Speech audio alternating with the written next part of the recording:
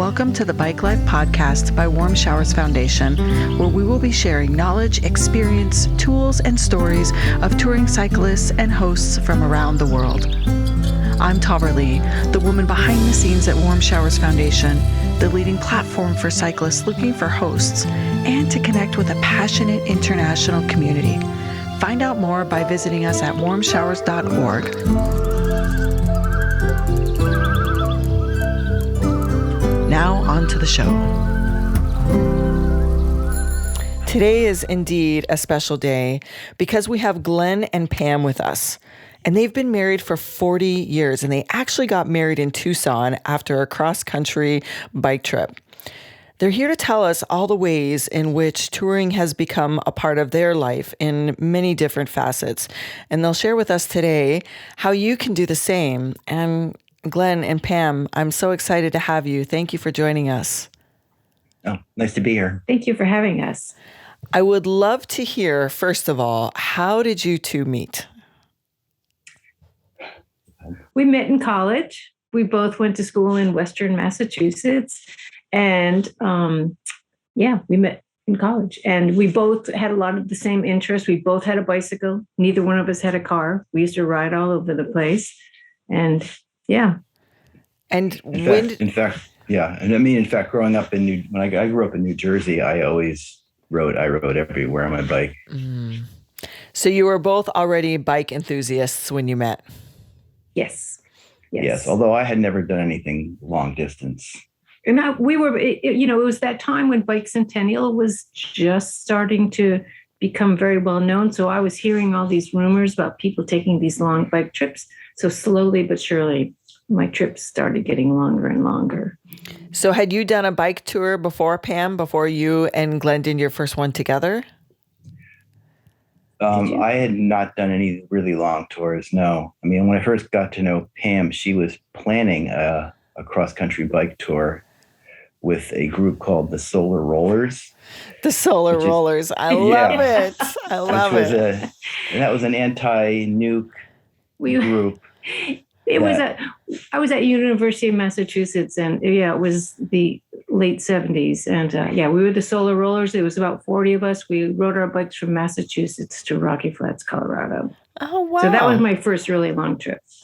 I am very familiar with Rocky Flats, Colorado, because I am a native of Colorado. So for heaven's sakes. I am very familiar with where you, and the reason why you ended there.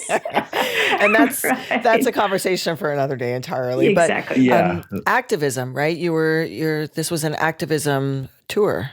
Absolutely. Yes. Mm-hmm. Yes. And so then when did the two of you together decide to take a tour? We had graduated college, and after a few years, we were just kind of tired of the rat race, I guess. Well, we had great jobs in downtown Boston, actually, and after graduation. Yeah, we did. Yeah. But we decided we really needed to do this before we had children, and we're not married yet, and we needed to go across country. So, it was something we just really wanted to do. And we had the opportunity because it was kind of, as many people will do, it's sort of a cutoff point where you're going to be doing something else in your life. And so I was going to go to law school, and Pam was going to we were going to get married, I guess, at some point. And it was a good break point to take a trip. And so we planned it out. We did buy some new bikes. Yeah, we got new bikes. And our first stretch was to Colorado, actually. And he was studying for the law boards, and he took the law boards when we got to Colorado Springs. Oh, really? Interesting. And then we continued on after that. Yeah, continued to Arizona, to Tucson, where we ended up getting married. It's about a 12-week trip. Yeah. We eventually made it to San Diego. Yeah. And what made you decide to get married when you were in Tucson? Well, we got a job at a group home, and we had to sleep together at the group home, and we had to say we were married, and I didn't want to be lying to them, so that's why we got married. Oh, that's a funny story. And here we are 40 years later. 40 years later. Yeah. Right. I mean, we were thinking we would get married at some point, but it kind of accelerated it. And so, so we were the house parents at this group home. And then interestingly, we just biked across country last year, and we went to Tucson, and the building where we were married is now a historical building. Of course. Yeah, it's the Tucson. It's the historic courthouse in Tucson, and it's now. It's a beautiful building. It's been preserved really nice. Yeah, but it's not really used anymore. What a way to tell you that you've been around the block a few times. Yeah, we're old. We're historically. We got the message. We're historically preserved. Yeah, that's a nice way. I didn't want to say that, but I tried to say it nicer. Fine. So I'm curious, when you were on that tour, Glen, were you studying? Like, how did you take the law boards after being like on your bike for so long? Well, I had, back then I had a study book that I actually brought with me, and I would just do the study book. They give you example questions and all that. And so we were in our tent, and I would have a flashlight, and I just did it that way. And, because for all the young pups listening, we didn't have audiobooks back then, so everything was on hard copy only. Hard copy only, and it seemed to work out okay. And then it did really well. And I ended up taking them in Colorado Springs, and it was fine. But so I had a goal in mind and just tried to be disciplined about it, because we were camping pretty much the whole way. You strike me as disciplined humans. Well, as you know, when you're bike touring, you have to be somewhat disciplined. Yeah, right. Okay, so you got married in Tucson. This is still your first trip, and you made it to the West Coast. Mm-hmm. Then what? Like, did you continue on, or did you settle into your jobs? Like, take us in that next evolution of your life from there. Well, so we did fly back home, and he did go to law school. We had a family, and and our kids had bikes. We used every vacation we took. We brought bikes, but nothing really major. Yeah, we're from Maine, so we live in Maine, and we would go to Acadia National Park a lot. With our kids, we bike the bike trails and there, Cape Cod, and try and integrate biking into our recreational lives, which we did. But it wasn't until they were both out of the house that we started doing a lot of the Adventure Cycling Association trails. Like we did the Idaho Loop. And we went to Europe a couple of times, always just for 3 weeks. That's all we could get off from work at a time. So, that is Sicily. It's a common challenge for those, like when you fall in love with touring, that you gotta take the time when you can, and sometimes you wish it would be longer. But here you are, you kept that passion alive until the point of when you retired. Yeah, I mean, when you're touring, you meet people who are in that break period. Like we'll meet a lot of young people who are, say, they finished college and they're trying to get their first job, but they have some time. They'll take a year off. Usually these are kids from Europe who have the time. And so after we were done working, we retired, and so we have time now. Fortunately, you maintain some. Well, you have to maintain physical fitness. You have to be in shape, yeah. So which we both did. I would commute to work every day, and I would commute through the winter in Maine just to stay in shape. So yeah. And so you were on tour when the pandemic hit, correct? Yes. Yeah. Tell us about that. Yeah. Well, how did it start? Well, we had that tour actually. Yeah, it started in 2019. In September, we rode from Vancouver down to Tijuana along the Pacific Coast route, which was a fabulous tour. I mean, anybody who needs to do a tour should do that. And then we were looking for a place to go. We ended up in December. We went to New Zealand and biked the North and South Islands for a couple months. And that was an interesting tour. And then from there, we flew to Thailand, and that was early 2020. And then, well at that point, COVID was becoming a thing. Even we could hear the Thai people talking about. Yeah, and in December 2019 and early 2020, Actually, it had hit when we were in New Zealand. And New Zealand, when we first got there, it was full of Chinese tourists. And then halfway through the trip, boom, all the Chinese tourists were gone because of COVID. Yeah, they had to go home. And so there was hardly anybody in New Zealand at which that was point great, which was great for us. And then in Thailand, the virus was catching up with everybody, I guess, at that point. And so we moved up our departure time. We kept moving it up and up. We biked from Bangkok down to Malaysia. And when we got to Malaysia, we were in Penang.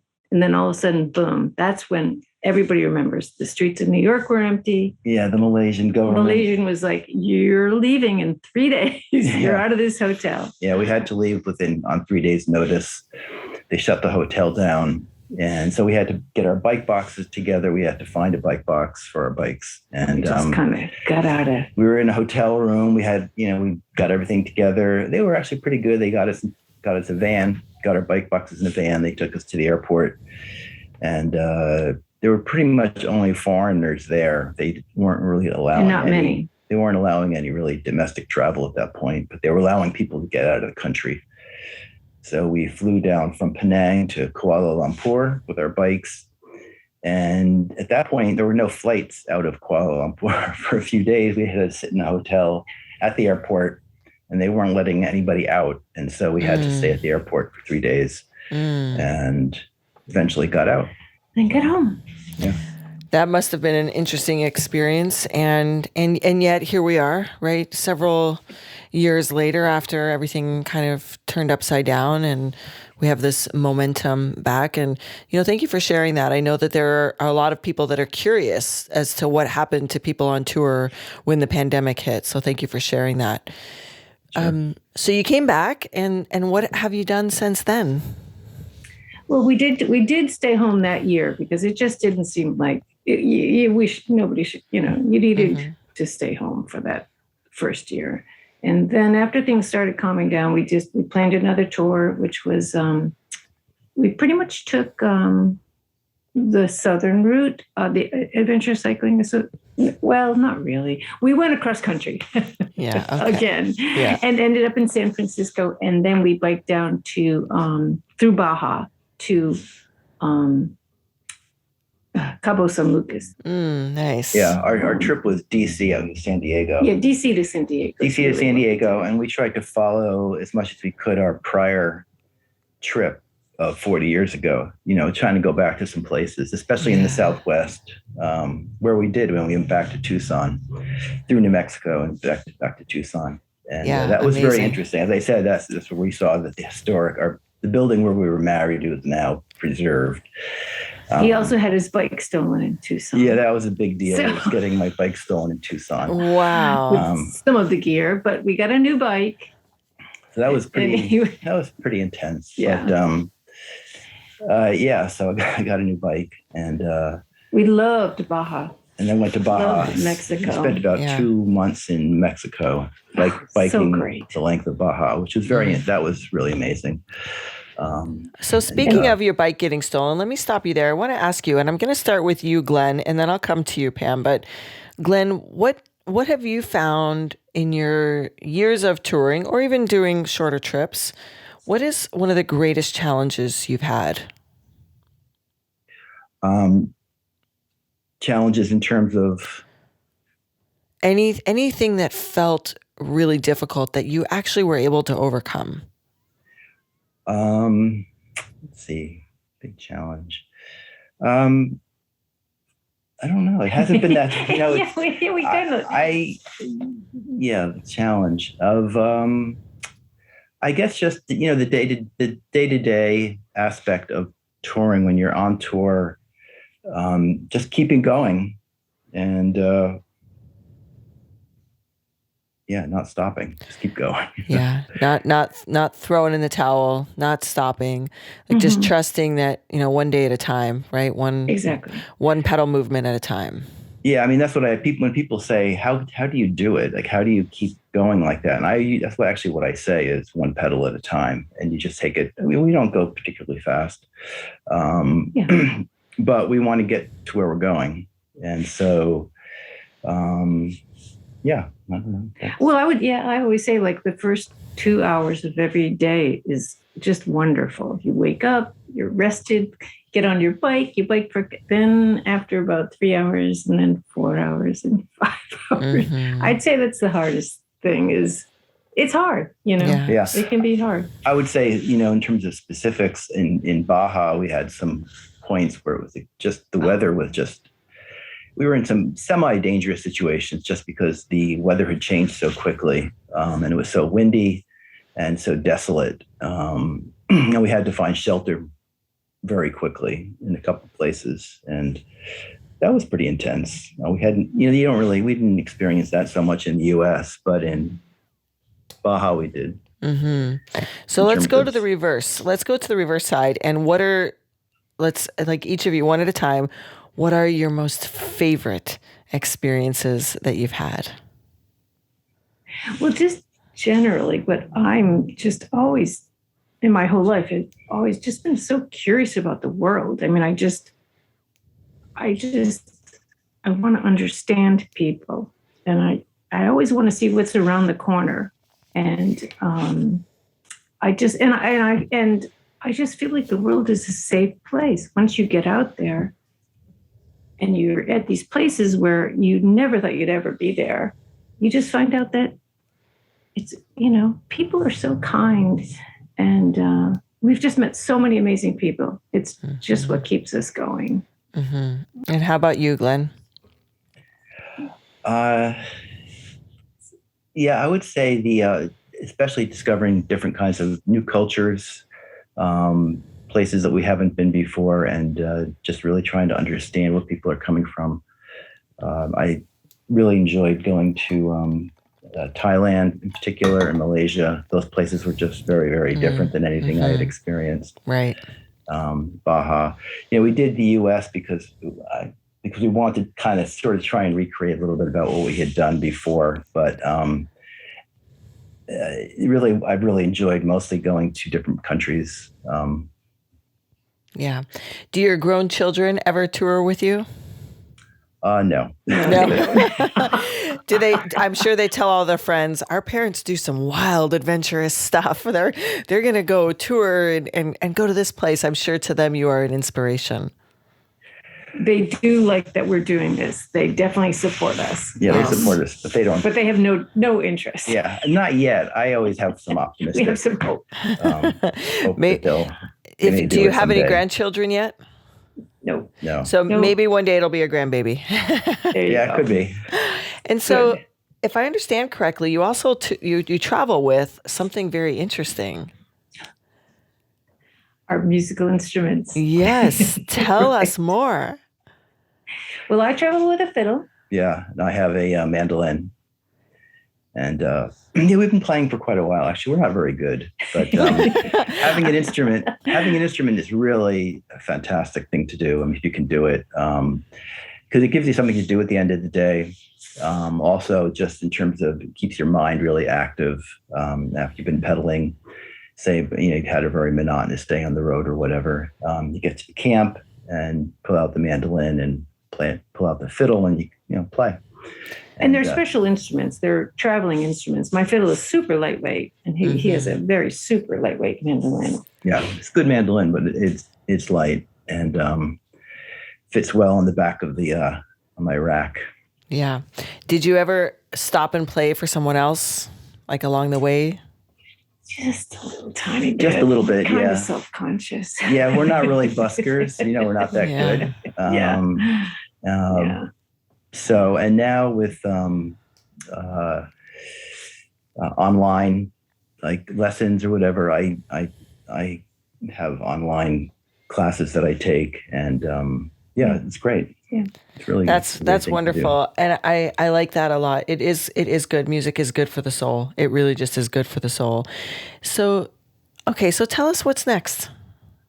Well, actually, we're supposed to be in Istanbul right now. But I broke my arm. I fell off my bike this summer, and I've been having troubles with the rehab.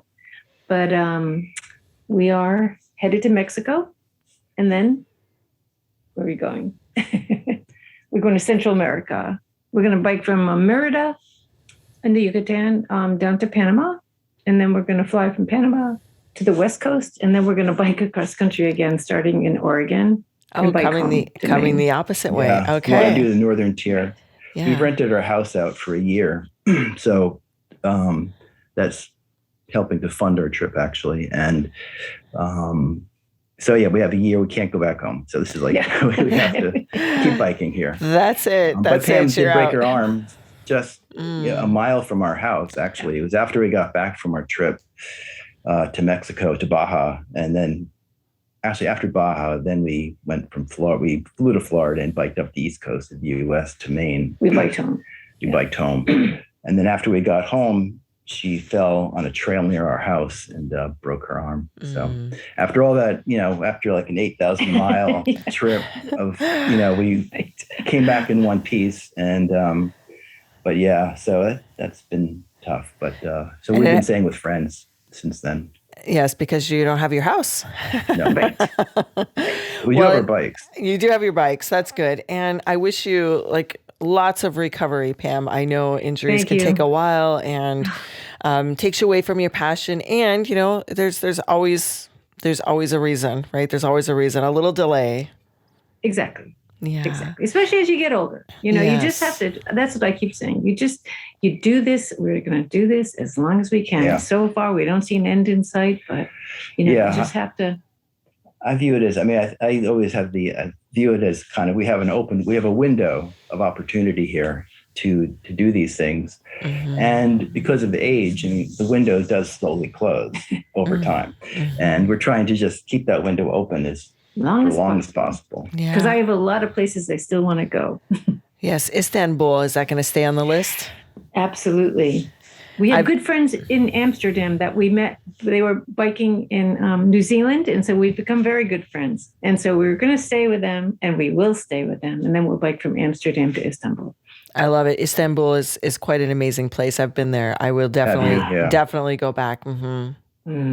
Yeah, wonderful. Well, Glen, Pam, thank you. I'm so grateful that you took the time to share this experience with us. And if your grown children are listening, I'm going to encourage them to go give it a try. Go hang out with mom and dad somewhere along the way. But thank you. We appreciate you. Thanks. Thank you very much. Yeah, thanks. I really enjoyed it. Yes. And how can people find you? Do you have social media? Do you have a blog? Any of the above? Yes, I have. I've been doing a blog on Substack, and it's just called glensbikeblog.com. Actually, it's glensbikeblog.substack.com. And it's been fun doing that. I enjoy writing. And it's really great.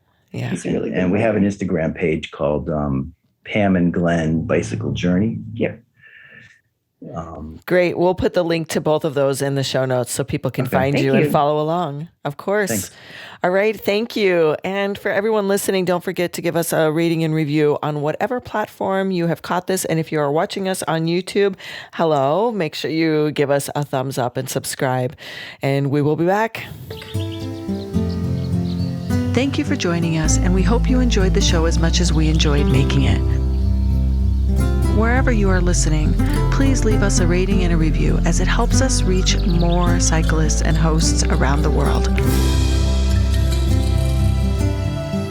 Visit us at Warmshowers.org to become a part of our community or on Instagram at Warmshowers_org. If you would like to be a guest on the show or submit a question, please make sure to email us at podcast@warmshowers.org.